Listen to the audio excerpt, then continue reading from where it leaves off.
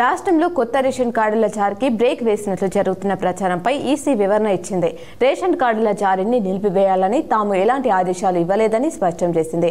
ఈ అంశానికి సంబంధించి ప్రభుత్వ ఆదేశాలపై ఎలాంటి ఆంక్షలు విధించలేదని, మీడియాలో వస్తున్న వార్తల్లో నిజం లేదని తెలిపింది. ఢిల్లీ ఎన్నికల ఫలితాలతో తెలంగాణ బీజేపీ నేతలు ఎందుకు సంబరపడుతున్నారని టీపీసీసీ చీఫ్ మహేష్ కుమార్ గౌడ్ ప్రశ్నించారు. ఢిల్లీ ఎన్నికలను తెలంగాణతో పోలుస్తున్నారు. తెలంగాణలో ఉన్న రాజకీయ పరిస్థితుల దృష్ట్యా బీజేపీ ఎప్పటికీ అధికారంలోకి రాదు. రేషన్ కార్డులు, ఇందిరమ్మ ఇళ్లు, రైతు భరోసా, రుణమాఫీ ప్రజల గుండెలో ఉన్నాయన్నారు. నిన్నటి వరకు మోదీకి ఎదురు నిలిచే నేతల్లో కేజ్రీవాల్ ఒకరు. ప్రస్తుతం మాత్రం ఆప్తో పాటు తాను ఎమ్మెల్యేగా ఓడిపోవడంతో పరిస్థితి తలకిందులుగా మారింది.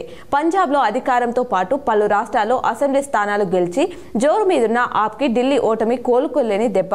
లిక్కర్ స్కామ్, శీష్ మహల్, యమునా నది కలుషిత తదితర అంశాలతో పాటు స్వంత పార్టీ నేతల్లో వ్యతిరేకత తదితర అంశాలు కేజ్రీవాల్ ఓటమికి కారణమయ్యాయి.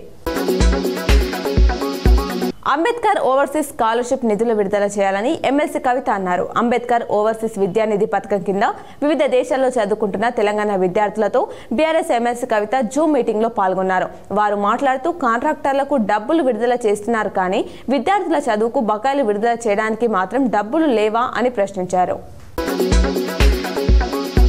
ప్రజా సమస్యల సత్వర పరిష్కారం కోసం ప్రతి సోమవారం కలెక్టరేట్లో నిర్వహిస్తున్న ప్రజావాణి కార్యక్రమాన్ని తాత్కాలికంగా వాయిదా వేసినట్లు కలెక్టర్ రాజీవ్ గాంధీ హనుమంత్ తెలిపారు. శాసన మండలి ఎన్నికల ప్రవర్తన నియమావళి అమలులో ఉన్నందున ఈ నిర్ణయం తీసుకున్నట్లు పేర్కొన్నారు. టీమిండియా కెప్టెన్ రోహిత్ శర్మ తిరిగి ఫామ్ అందుకోవాలని అభిమానులు పూజలు చేస్తున్నారు. తన అభిమాన క్రికెటర్ తిరిగి పుంజుకునేలా అతనిని ఆశీర్వదించాలని భగవంతుని ప్రార్థిస్తున్నారు. దేవుడి దగ్గర రోహిత్ ఫోటోలు పెట్టి ప్రార్థనలు చేస్తున్నారు. ఈ నెల 19 నుంచి ఛాంపియన్స్ ట్రోఫీ ప్రారంభమవుతున్న విషయం తెలిసిందే.